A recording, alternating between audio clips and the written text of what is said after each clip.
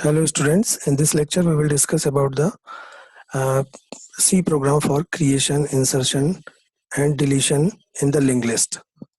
So this is our program. Three files we have included: stdio.h, conio.h and stdlib.h, which is used for the malloc function. Now we declare our structure: type def struct node. Two fields are there: data field and next field. Next field is the pointer field and data field is the integer field, in which we store the data, and in this field we store the address of the next structure node. So this is the variable for this structure, is object of this class. Now we have declared three variables: p, q and head. All these variables are of type node, and out of these variables we initialize head as a null, because initially when there is no node, then head points nowhere, means the value of the head is null. So therefore we initialize the head as a null. Now we in this program we have used six options, in which two options for insertion, two options for deletion, one for display and one for exit. In the option 1, we display the menu. We press 1 for the insertion of any element at the start of the linked list. We press 2 for insertion of any element at the end of the linked list. For displaying our linked list, we use 3. For deleting any element from the start of the linked list, we use 4. For deleting an element from the end of the linked list, we use 5. And for exiting from this program, we use the option 6. So there are 4, 1, 2, 3, 4, 5 and 6. So इसके लिए exit के लिए हमें लेने की जरूरत नहीं, बाकी के लिए 5 और हमने फंक्शंस यूज किए हैं. तो पहला फंक्शन है void, ये हमने डेटा इसका प्रोटोटाइप दिया है, void insert at the start, और इनपुट में इंटीजर वैल्यू ली है. void means return type void है, और ये start at the insertion at the start function जो है वो एक input value, integer value as a input ले रहा है. Similarly insert at the end function भी एक input value as a input ले रहा है, इंटीजर वैल्यू एज इनपुट ले रहा है, और रिटर्न टाइप void है. डिस्प्ले में भी, डिस्प्ले में हम ना कुछ इनपुट ले रहे हैं ना कुछ, हम यहाँ पर कोई रिटर्न टाइप भी हमारा void है, दोनों void है. Delete from the start function, यहाँ पर भी कोई इनपुट नहीं ले रहे हैं और रिटर्न टाइप void है. Similarly delete from the end में भी इनपुट और आउटपुट दोनों void टाइप के. एक हमने ग्लोबल वेरिएबल लिया है काउंट, उसकी वैल्यू इनिशियलाइज की 0 से. Every time we insert a new node, the value of the count increases by 1, and every time we delete any node, then the value of the count is decreases by 1. Now we come to the main function. Here there are two variables declared, ch and data. Data is for the data input of the node and ch is for taking the choice out of these 6. जब user को ये display होगा enter your choice, तो user जो भी 1 2 3 4 5 6 में से जो भी चॉइस देगा वो चॉइस इनपुट ले ली. और इसको हमने देखिए एक फॉर लूप इनफाइनाइट टाइम चला रखा है, इसमें कोई कंडीशन नहीं दे रखी है, ना कोई इनिशियलाइजेशन है ना कोई इंक्रीमेंट डिक्रीमेंट है, मीन्स ये लूप इनफाइनाइट टाइम चलेगा. अब ये लूप कैसे ब्रेक होगा वो आगे देखेंगे. फिलहाल अगर यूजर ने 1 प्रेस कर दिया, मीन्स वो क्या चाह रहा है, insertion at the start of the link list. Then we take the input of the data value for that element, and we call the function insert at start, and we pass this data to this function, because the insert at start function takes an integer value as an input. So this data is the integer, so this integer value is passed to this function. As soon as this function is called, the control is transferred to the definition of this function. So we move to this function. So this is the function void insert at start, और वो जो data की value थी वो x में receive हो जाएगी. अब चूंकि आपको नया नोड इंसर्ट करना है, तो ये नए नोड के इंसर्शन के लिए कोड है, आपको ऑलरेडी मैं बता चुका हूँ. Node star malloc size of node, node के इक्वल साइज का जितनी बाइट होंगी उतनी मैलॉक मेमोरी रिजर्व करेगा और उस लोकेशन को p में ट्रांसफर कर देगा, मीन्स p उस लोकेशन को पॉइंट करेगा. अब ये जो हमने डेटा वैल्यू रिसीव की थी उसको p की डेटा फील्ड में हमने इनपुट कर दिया, यानी कि p की जो दो फील्ड थी, p एक नोड पे पॉइंट करेगा, हर एक नोड की दो फील्ड है, डेटा फील्ड और नेक्स्ट फील्ड. तो उसकी डेटा फील्ड में ये x वैल्यू ट्रांसफर हो गई. चूंकि ये इंसर्शन हो रहा है इसलिए काउंट की वैल्यू इंक्रीज हो गई, count plus plus means count is increased by 1. Now we take two cases, if and else. If head is equal to null, जब हम पहली बार नोड इंसर्ट कर रहे होंगे तो देखिए हमने हेड को इनिशियलाइज कर रखा था नल वैल्यू से। जब पहला नोड हम इंसर्ट कर रहे होंगे उस समय, या पहला नोड क्रिएट करेंगे उस समय हेड कहीं पॉइंट नहीं कर रहा होगा, यानी कि हेड की वैल्यू नल होगी। तो जब हेड नल होगा तो हमें करना क्या है, ये जो नई लोकेशन थी उसी को हेड बना देना है। तो हमने देखिए पी की वैल्यू हेड में ट्रांसफर कर दी, यानी कि ये जो नई लोकेशन हमने रिजर्व की थी, मेमोरी एरिया रिजर्व किया था, इसी मेमोरी को हमने हेड बना दिया, उसी लोकेशन को, उसी नोड को हमने हेड बना दिया। और चूंकि ये पहला और आखिरी नोड है, पहला ही नोड है मीन्स आखिरी भी यही है, तो इसकी नेक्स्ट फील्ड में नल होगा, क्योंकि आपको मालूम है कि किसी भी लास्ट नोड की नेक्स्ट फील्ड में नल वैल्यू स्टोर होती है। तो चूंकि पहला भी यही है आखिरी भी यही है, इसलिए हेड की नेक्स्ट फील्ड में नल स्टोर कर दिया। लेकिन अगर ऐसा नहीं है, ऐसा कब नहीं होगा, अगर हम दूसरा नोड इंसर्ट करेंगे, तीसरा करेंगे, चौथा करेंगे, मीन्स दूसरे से लेके nth नोड तक कोई भी नोड लेंगे, उस समय हेड नल नहीं होगा। उस केस में हमें करना क्या है, चूंकि ये हमें स्टार्ट में इंसर्ट करना है, इसका मीनिंग ये हुआ कि जो हमने नई लोकेशन मेमोरी में रिजर्व की थी उसको हेड से जोड़ देना है, हेड के आगे जोड़ देना है। तो हम नई लोकेशन की नेक्स्ट फील्ड में हमने हेड का एड्रेस डाल दिया, हेड का एड्रेस डालते ही ये हेड से लिंक हो गया, मीन्स ये हेड के आगे अटैच हो गया। अब चूंकि हेड के आगे अटैच हो गया तो ये हमारा नया हेड बन जाएगा, इसलिए हमने इसी पी की वैल्यू को नया हेड बना दिया है, पी की वैल्यू हेड में ट्रांसफर कर दी, यानी हेड की वैल्यू को अपडेट कर दिया। और वो हेड की वैल्यू क्या होगी, जो पी की लोकेशन थी वही अब नए हेड की लोकेशन है, मीन्स हेड चेंज होके अब नए नोड पर आ गया। ये आपको समझ में आ गया होगा। अब हम चलते हैं ऑप्शन 2 में। अगर किसी ने 1 की जगह 2 प्रेस कर दिया मीन्स, तो हम एल्स इफ में आ जाएंगे, चॉइस की वैल्यू 2 हो गई। इस केस में चूंकि ये क्या था, insert at the end of the link list, इसमें भी इंसर्शन ही हो रहा है। तो नया नोड जब भी इंसर्ट होगा तो उसके लिए डेटा वैल्यू हमें यूजर से मांगनी पड़ेगी। तो हमने प्रिंटफ लगा के यूजर से वो डेटा वैल्यू ले ली, enter the value of the element, जो भी वैल्यू थी वो डेटा में सेव हो गई। और हमने इसी डेटा को insert at the end function में पास कर दिया। Insert at the end function, देखिए आप इंसर्ट एट द एंड में ये एक इंटीजर वैल्यू एज इनपुट ले रहा था, तो यहाँ पर डेटा वैल्यू को इसने इनपुट ले लिया। अब जैसे ये फंक्शन कॉल होगा insert at the end, the control is transfer to the definition of this function, and the definition of this function is given here, void insert at the end int x। वो जो data की value थी वो x में receive हो जाएगी। अब हमें बार जब भी हमें नया नोड इंसर्ट करना है तो हमें ये लाइन लिखनी पड़ेगी, क्योंकि ये मेलोक फंक्शन यूज करना पड़ेगा। और जैसे ही ये मेलोक फंक्शन आएगा, नई लोकेशन रिजर्व करके पी में रहती है, यानी कि पी की वैल्यू चेंज हो गई, नई लोकेशन आ गई पी में, जो इसकी जो डेटा वैल्यू थी। अब जब पी नई लोकेशन है तो उसमें एक डेटा फील्ड होगी, एक नेक्स्ट फील्ड होगी। तो पी की डेटा फील्ड में हमने ये जो वैल्यू डेटा के रिसीव की थी वो एक्स ट्रांसफर कर दिया। और चूंकि ये हमारा एक नोड फिर बढ़ेगा, चूंकि एंड में इंसर्ट हो रहा है तो नंबर ऑफ जो काउंटिंग ऑफ नोड इंक्रीज होगी, तो किससे इंक्रीज होगी, बाई 1। तो काउंट प्लस प्लस लिख दिया। अब इसमें भी वही कंडीशन लगाई, if head is equal to null, यानी कि अगर हम पहला ऑप्शन ही चूज कर लेते हैं कि इंसर्ट एट द एंड, यानी कि हम पहला नोड क्रिएट कर रहे हैं, तो जब पहला नोड क्रिएट करेंगे तो इसी नए नोड को, नई लोकेशन को ही नया हेड बनाना पड़ेगा। तो इसी पी की वैल्यू को हेड में ट्रांसफर कर दिया, यानी कि ये नया पी जो था वो नया हेड बन गया। अब चूंकि ये पहला और आखिरी नोड है तो इसकी नेक्स्ट फील्ड में नल कर दिया। लेकिन अगर ऐसा नहीं है, mean second third fourth node ऐसा कुछ हम इंसर्ट कर रहे हैं, तो एंड में इंसर्शन करना है हमें, तो हमने जो क्या किया, एक पॉइंटर वैल्यू ले लिया q, और हेड की वैल्यू q में ट्रांसफर कर दी, यानी q को हेड से इनिशियलाइज कर लिया। और जब तक q लास्ट नोड पे नहीं आ जाता, क्योंकि हमें नया नोड जो p है इसको लास्ट नोड के भी लास्ट में अटैच करना है, मीन्स लास्ट नोड के भी राइट में अटैच करना है। तो हमने एक पॉइंटर q ले लिया जिसको लास्ट नोड पे लाके फिक्स कर लिया। तो लास्ट नोड तक कैसे आएगा, हेड से स्टार्ट किया, और जब तक Q arrow next is not equal to null, means जब तक क्यू लास्ट नोड पे नहीं आ जाता तब तक क्यू को हम आगे मूव कराते रहे, Q is equal to Q arrow next. तो ये लूप जब चलेगा चलेगा जितनी बार भी चलेगा, जब क्यू हमारा लास्ट नोड पे आ जाएगा, क्योंकि लास्ट नोड की नेक्स्ट फील्ड नल होगी, तो जब ये क्यू लास्ट नोड पे आ जाएगा तो ये कंडीशन फॉल्स हो जाएगी, उसके बाद क्यू में कोई मूवमेंट नहीं होगा, मीन्स क्यू, ये पूरा लूप चलने के बाद क्यू लास्ट नोड पे आके फिक्स हो जाएगा। अब चूंकि क्यू लास्ट नोड पे फिक्स है और हमें लास्ट नोड के भी राइट साइड में एक नया नोड अटैच करना है, तो हमने क्यू की नेक्स्ट फील्ड में पी की वैल्यू स्टोर करा दी। पी मीन्स एक लोकेशन है और क्यू हमेशा लास्ट नोड पे पॉइंट कर रहा है, तो लास्ट नोड को हमें पी से ही लिंक करना है, क्योंकि पी जो पी लोकेशन है ये लास्ट नोड के बाद में आएगी। तो हमने लास्ट नोड जो था क्यू, जहाँ क्यू लास्ट नोड पे पॉइंट कर रहा था, उसकी नेक्स्ट फील्ड में पी का एड्रेस स्टोर कर दिया। तो इससे क्या हुआ कि जो हमारा अभी तक का पुरानी लिंक लिस्ट का जो लास्ट नोड था वो इस नए नोड से अटैच हो गया। लेकिन अब चूंकि इस नई लोकेशन को हमें लास्ट नोड बनाना है, तो हमने पी के नेक्स्ट फील्ड में नल स्टोर कर दिया, यानी कि हमने क्यू जो पुरानी लिंक लिस्ट का लास्ट नोड था उसको नए नोड के साथ अटैच कर दिया और नया नोड सबसे लास्ट में अटैच हो गया।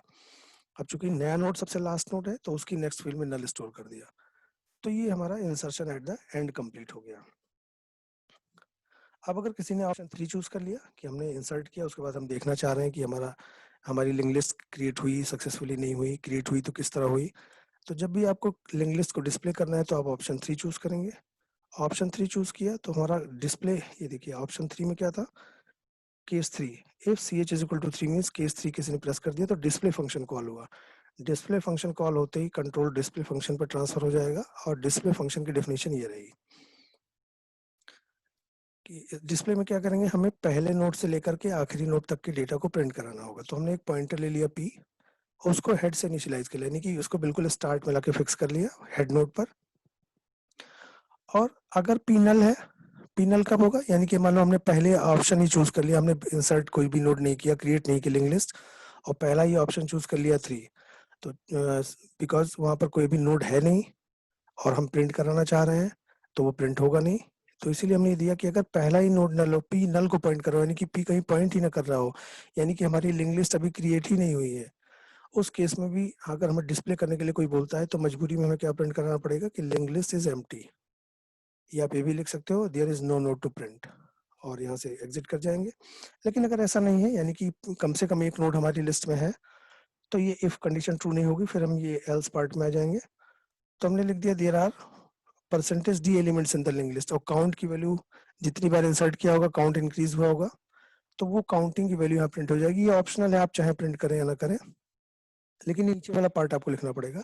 While p is not equal to null, जब तक p नल नहीं हो जाता, p कब नल होगा, जब लास्ट नोड को भी प्रोसेस कर लेगा तब जाके p नल होगा, क्योंकि p कहाँ से इनिशियलाइज हुआ है, हेड से, अभी p सबसे पहले नोड पर है।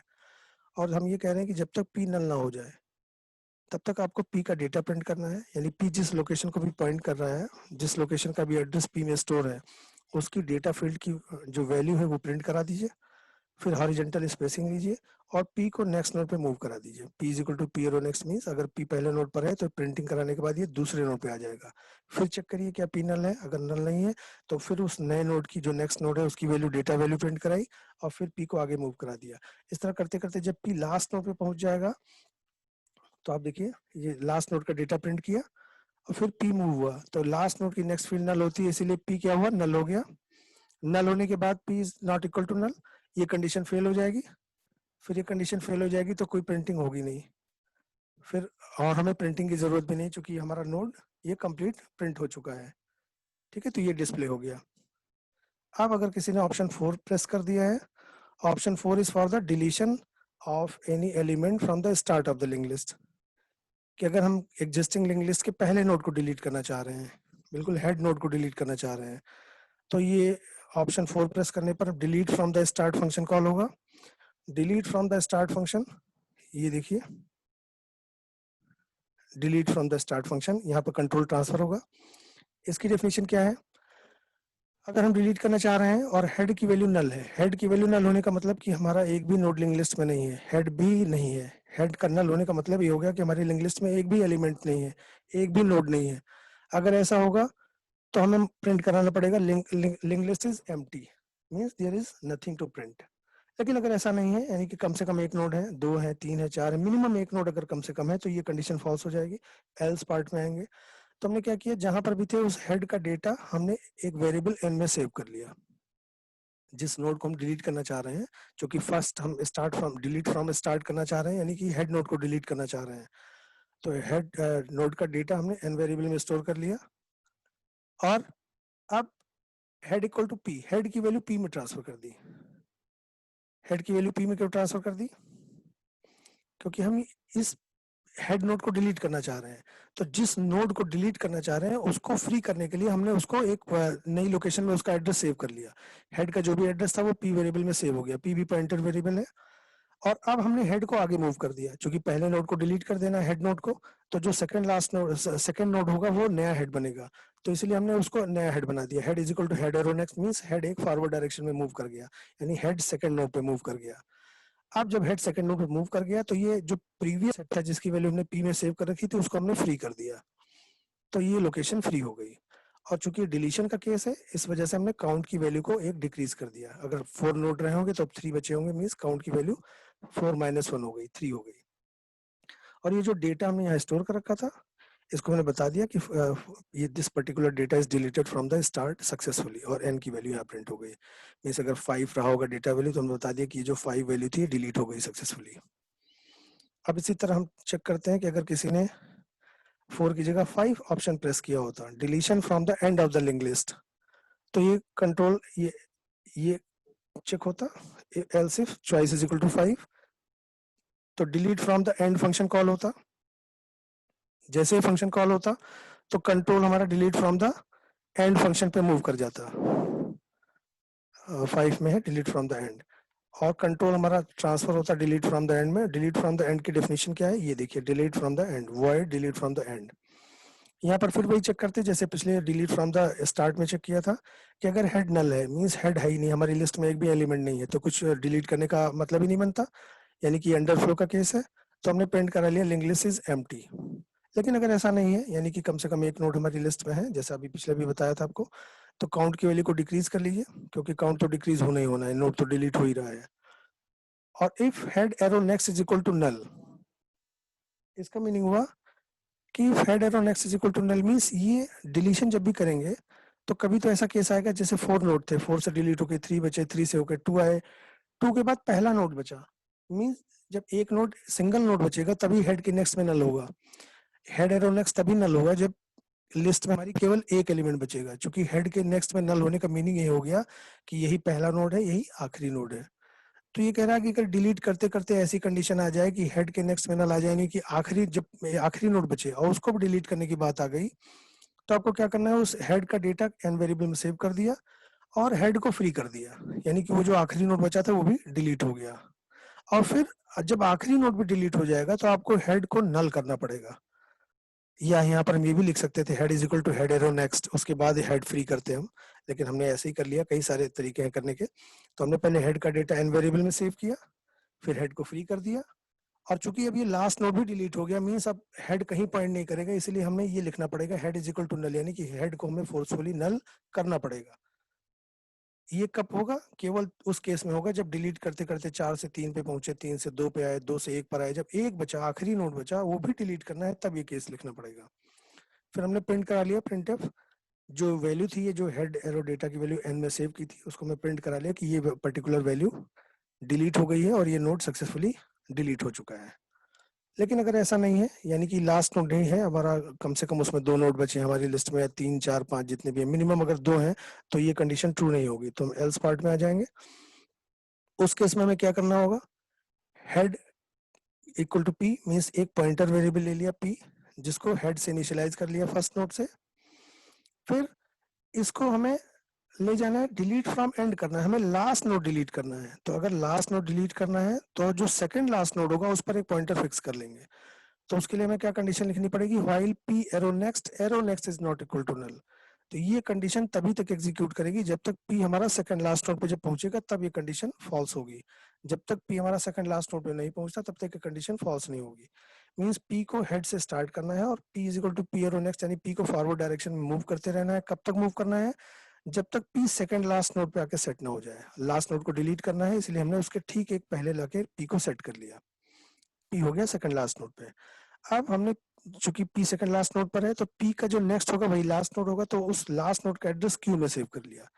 P arrow next is equal to q का मीनिंग क्या हुआ कि पी तो सेकंड लास्ट नोड पर है और पी एरो नेक्स्ट माने हुआ लास्ट नोड, यानी कि क्यू में लास्ट नोड का एड्रेस सेव हो गया। अब Q arrow data means last node पे जो डेटा है उसको हमने एन वेरिएबल में सेव कर लिया और फिर इस क्यू लोकेशन को फ्री कर दिया, यानी कि अब लास्ट नोड डिलीट हो गया।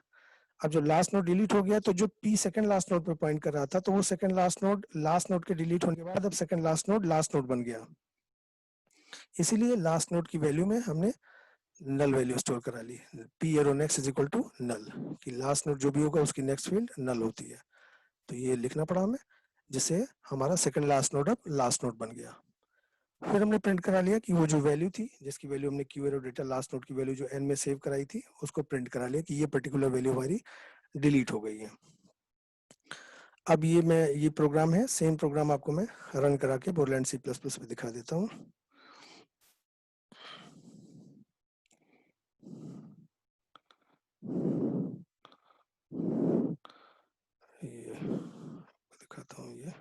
प्रोग्राम है, ओपन लिंक लिस्ट।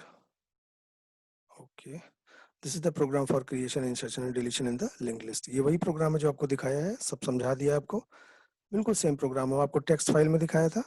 ये प्रोग्राम मैंने बोरलैंड C++ के कंपाइलर पे आपको दिखा रहा हूँ। ये प्रोग्राम सेम सिमिलर प्रोग्राम है, सेम प्रोग्राम है। अब इसको कंपाइल कर लेते हैं, कोई वार्निंग, कोई एरर नहीं है। अब इसको रन कराते हैं।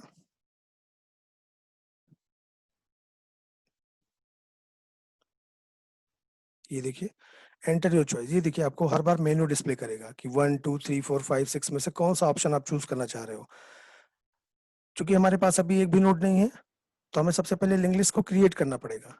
क्योंकि अगर हम स्टार्ट में ही डिस्प्ले चूज करेंगे या डिलीट चूज करेंगे तो उसका कोई मीनिंग नहीं है, क्योंकि अभी कोई एलिमेंट है ही नहीं हमारी लिंक लिस्ट में।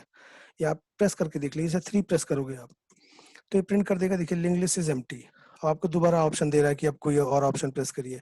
सिमिलरली अगर डिलीट का भी कोई ऑप्शन अगर ले लेते हो, डिलीट फ्रॉम द स्टार्ट या डिलीट फ्रॉम द एंड, 4 या 5 में से कोई भी प्रेस करते हो आप तो भी यही प्रिंट करेगा, लिंक लिस्ट इज एम्प्टी। चूंकि लिस्ट क्रिएट हुई नहीं, तो जब तक क्रिएट नहीं होगी तब तक ना तो डिस्प्ले हो सकता है ना ही डिलीट हो सकता है। तो सबसे पहले हमें कायदे से अगर स्टार्ट कर रहे हैं तो हमें इंसर्ट वैल्यू का ऑप्शन चूज करना चाहिए, जिससे हम कुछ वैल्यूज इंसर्ट कर लें। तो हम 1 या 2 में से कुछ प्रेस करेंगे। 1 प्रेस कर दिया, आपसे पूछेगा enter value for the element, हमने ले लिया 12। अब देखिए 12 इंसर्ट हो गया, लेकिन अगर आपको चेक करना है कि ये लिस्ट क्रिएट हुई कि नहीं तो 3 प्रेस कर दीजिए डिस्प्ले। ये देखिए 3 प्रेस करते ही देखिए आपने 3 यहाँ प्रेस किया था, ये 12 आपको दिखा दिया कि there is only one element in the link list and that is 12। अब 2-4 एलिमेंट हम इंसर्ट करेंगे फिर डिलीट करेंगे। अब अगली बार हमने ऑप्शन 2 ले लिया। ऑप्शन 2 मीन्स एंड में हम इंसर्ट करेंगे, तो वैल्यू पूछ रहा है, हमने ले लिया 14। ये देखिए, अब फिर आप देखना चाहो तो 3 प्रेस करके देख लो। देखिए हमारी लिस्ट में पहले एक एलिमेंट था 12, अभी देखिए 12 और 14 2 एलिमेंट्स आ गए। अब एक हम फिर फर्स्ट ऑप्शन चूज करते हैं, और मान लिया हमने ले लिया यहाँ पर 10। फिर चाहे आप तो 3 प्रेस करके चेक कर लीजिए। अब देखिए 3 एलिमेंट आ गए, 10 12 एंड 14। फिर एक बार हम फिर 2 ले लेते हैं, एंटर द वैल्यू, हमने ले लिया 16।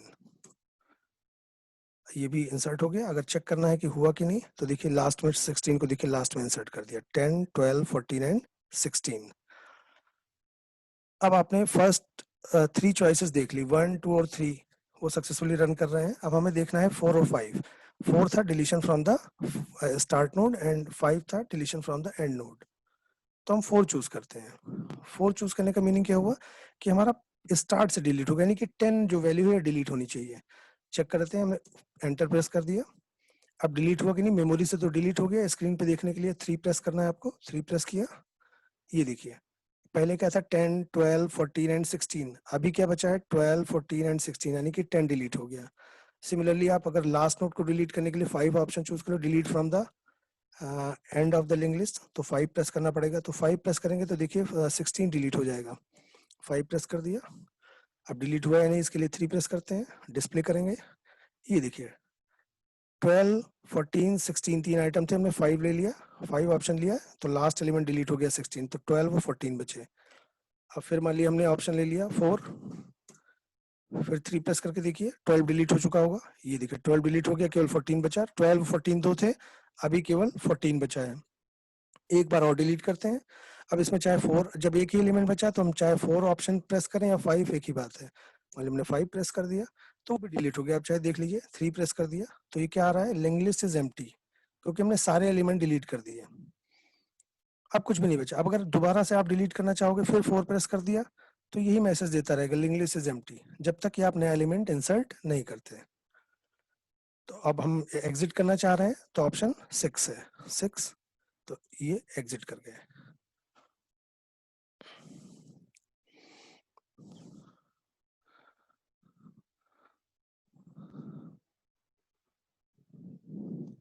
तो ये अब हमारा प्रोग्राम था जो सक्सेसफुली आपको मैंने एग्जीक्यूट करा के दिखा दिया।